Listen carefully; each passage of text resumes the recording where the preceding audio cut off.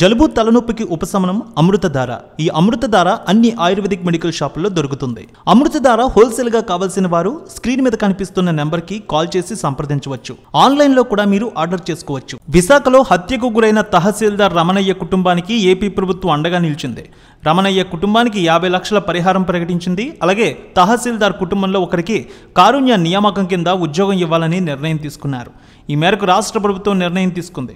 ఉత్తర్వులు జారీ చేయనున్నారు. ఇప్పటికే స్థానిక మంత్రులు రమణయ్య కుటుంబాన్ని పరామర్శించి ధైర్యం చెప్పారు.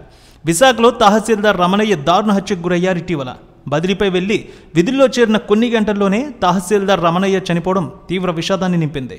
తహసీల్దార్ సనపల రమణయ్య బదిలీపై విజయనగరం జిల్లాకు వెళ్లారు. శుక్రవారం ఫిబ్రవరి 2న కొత్త చోట బాధ్యతలు తీసుకుని విశాఖలో తన నివాసానికి చేరుకున్నారు.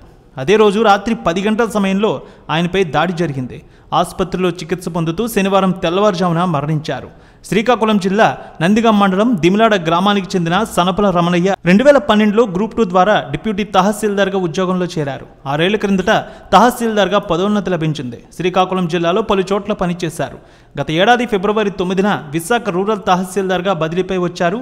కొమ్మాదిలోని STBL థియేటర్ వెనుకల అపార్ట్మెంట్లో నివాసం ఉంటున్నారు. రమణయ్య ఘటన జరిగిన రోజు రాత్రి 8 గంటలకు ఇంటికి వచ్చారు. ఆ సమయంలో 2 వ్యక్తులు సెల్లార్లో తహసీల్దార్ రమణయ్యతో మాట్లాడారు.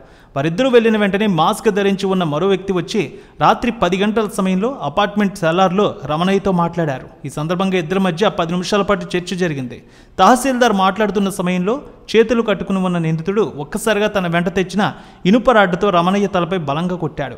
ఆయన అక్కడికక్కడే కుప్పకూలిపోయారు. పలుమార్లు రాడ్డుతో తలపై విచక్షణారహితంగా మోదడంతో తీవ్రంగా గాయపడ్డారు. ఆయన రమణయ్య కింద పడిపోగానే చనిపోయారని నిర్ధారించుకున్న తర్వాత నిందితుడు అక్కడి నుంచి బయటికి వెళ్ళిపోయాడు.